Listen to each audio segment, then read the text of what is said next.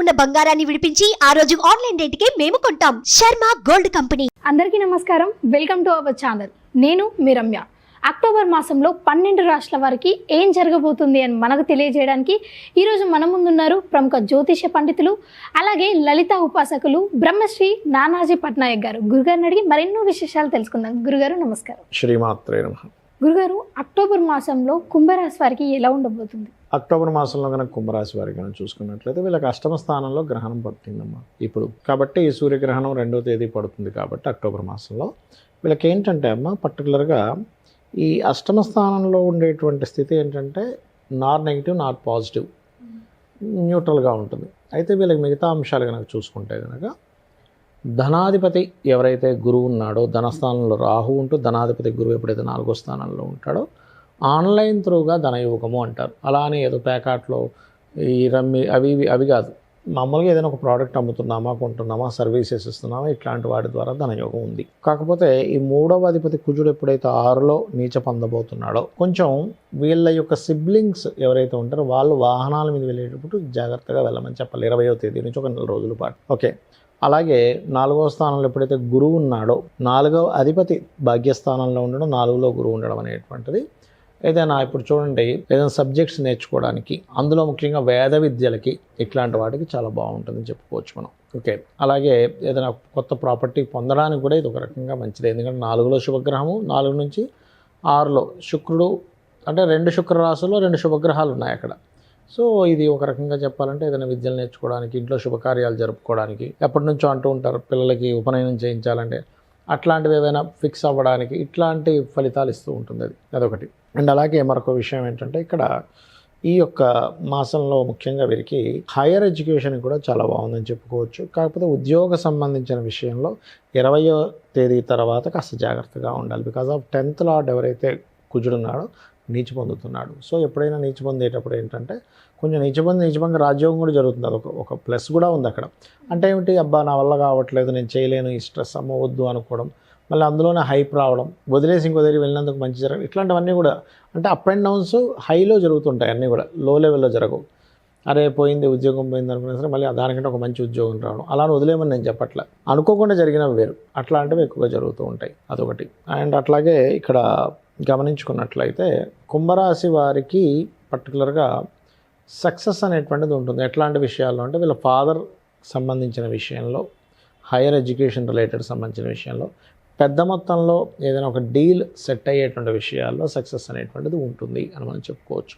ఇక వీళ్ళు చేయవలసిన దేవతారాధన 20వ తేదీ వరకు ముఖ్యంగా విష్ణువు, లక్ష్మీనరసింహస్వామి ఆరాధన, సుబ్రహ్మణ్యేశ్వర స్వామి ఆరాధన చేసుకోవడం మంచిది. 20 తర్వాత కూడా చేయొచ్చు. కాకపోతే విష్ణు ఆరాధన పూర్తిగా నెల మొత్తం చేయడం అనేటువంటిది మంచిది. గురుగారు, ఎలాగో నవరాత్రులు వస్తున్నాయి కదా, ఉద్యోగం కోసం చూస్తున్నవారు కానీ, సంతానం కోసం చూస్తున్నవారు, పెళ్ళి అయి ఇబ్బందులు పడుతున్నవారు, వీరందరికీ నవరాత్రుల్లో ఎలాంటి పరిహారాలు చేసుకుంటే మంచి జరుగుతుంది? ఒకటేనమ్మా, నవరాత్రులు అంటేనే మనకి ఇంకా అద్భుతమైనటువంటి కాలం, అమ్మవారి యొక్క అనుగ్రహం ఎక్కువగా ఉండేటువంటి సమయం అంటారు ఈ నవరాత్రుల్ని. ఈ సమయంలో ఏంటంటే లలితా సహస్రనామాల్లో కొన్ని నామాలు ఉన్నాయి. ఇప్పుడు ఉదాహరణకి అప్పుల బాధలు చాలా ఎక్కువ మందికి ఉంటాయి.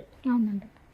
మన బిల్వపత్రం మీద చక్కగా ఎర్రచందనం రాసి అమ్మవారి దగ్గర పెడుతూ ఓం అపర్ణాయై నమః అనే నామస్మరణ కనుక చేసినట్లయితే ఖచ్చితంగా ఆ ఇబ్బంది అనేది తగ్గుతుంది వాళ్ళకి. అప్పుల బాధలు అనేవి ఎన్నిసార్లు చేయాలి? రోజుకు 1 గంట సేపు చేయాలి, ఉదయం గంట, సాయంత్రం గంట. అలాగే ధన సంబంధించిన ఇబ్బందులు బాగా ఎక్కువగా ఉన్నాయనుకోండి, పాయసం తయారు చేసి అమ్మవారి దగ్గర పెట్టి ఓం సంపత్కరీ సమారూఢ సింధుర వ్రజ సేవితాయే నమః, లేనట్లయితే ఓం ధర్మాధ్యక్ష ధనాధ్యక్ష ధనధాన్య వివర్ధనీయే నమః, పాలతో అభిషేకం అయినా చేయొచ్చు, చక్కెరతో అభిషేకం చేస్తూ కూడా ఈ నామాన్ని పలకొచ్చు. అదేవిధంగా వివాహం అయింది కానండి మాకు చాలా ఇబ్బందులు ఉన్నాయి అని అనుకుంటే కనుక ఇక్కడ ఏంటంటే అంటే గొడవలు అవి ఉంటుంటాయి కదమ్మా, ఓం శివకామేశ్వరాంకస్త శివా స్వాధీన వల్లభాయే నమః అనే నామస్మరణ ఉదయం సాయంత్రం చేసినట్లయితే, ఎందుకంటే ఇది నవరాత్రులు కదా, ఈ సమయంలో చేసేటువంటి మంత్రానికి ఎక్కువ పట్టు ఉంటుంది. అలాగే మరొకటి ఏంటంటే ఉదాహరణకి ఉద్యోగం రావట్లేదు అనుకుంటే కనుక ఓం శ్రీమాత శ్రీ మహారాజ్ని శ్రీమత్ సింహాసనేశ్వరి నమః, లేనట్లయితే ఓం మాణిక్య మకుటాకార జానుద్వయ విరాజితాయే నమః చేసుకోవచ్చు. కొంతమందికి చూడండి మా పనులు మధ్యలో ఆగిపోతూ ఉంటాయి, కొంచెం వర్క్ అయ్యి ఆగిపోతూ ఉంటుంది. అలాంటప్పుడు ఏంటంటే వాళ్ళు పర్టికులర్గా చేయవలసినటువంటిది ఓం అష్టమీ చంద్ర విభ్రాజ అలికస్థల శోభితాయే నమః ఇది కనుక చేసినట్లయితే ఖచ్చితంగా బాగుంటుంది. ఇలా ఏంటంటే ఒక్కొక్క దానికి ఒక్కొక్కటి, కొంతమందికి హెల్త్ ఇష్యూస్ ఉంటాయి. అలాంటి వాళ్ళకి ఏంటంటే పర్టికులర్గా ఓం సర్వవ్యాధి ప్రశమని సర్వమృత్యు నివారణి అగ్రగణ్య చింత్యరూప కలికల్మశనాశిని నమః. ఏదైనా ఫుడ్ తినేటప్పుడు కూడా క్రీమ్ అచ్యుత అనంత గోవింద అనుకుంటూ తింటే కూడా వాళ్ళకి అది ఔషధంగా మారుతుంది. మరొకటి ఏంటంటే అమ్మ, ఇక్కడ దీంతో పాటు ఇక్కడ మీరు అర్థం చేసుకోవాల్సింది, ఎప్పుడు కూడా గోచార ఫలితంతో పాటు మన జన్మజాతకం కూడా ఉంటుంది. అంటే మన జన్మజాతకంలో లగ్నబలం ఎలా ఉంది, మనం ఏదైనా ఒక పని చేయలేకపోతున్నాం అంటే లగ్నం బలంగా లేదని అర్థం. అప్పుడు శ్రీమాత్రే నమః అనుకుంటే కూడా లగ్నబలం పెరుగుతుంది. ఫైనాన్షియల్గా ధనస్థానం బాగోపోతే ఇందాక నేను చెప్పినట్టుగా సంపత్కరీ సమారూఢ పనిచేస్తుంది. అదేవిధంగా ఎవరికైనా భయం ఉంటుంది కొంతమందికి, ఏ పని చేయాలన్నా సరే. అలాగా ఎక్కువ ఫియర్ ఉండేటువంటి వారు ఏంటంటే కనకాంగద కేయూర కమనీయ భుజాన్విత అనేటువంటి నామం అద్భుతంగా పనిచేస్తుంది. అలా ఒక్కొక్క దానికి ఒక్కో నామం.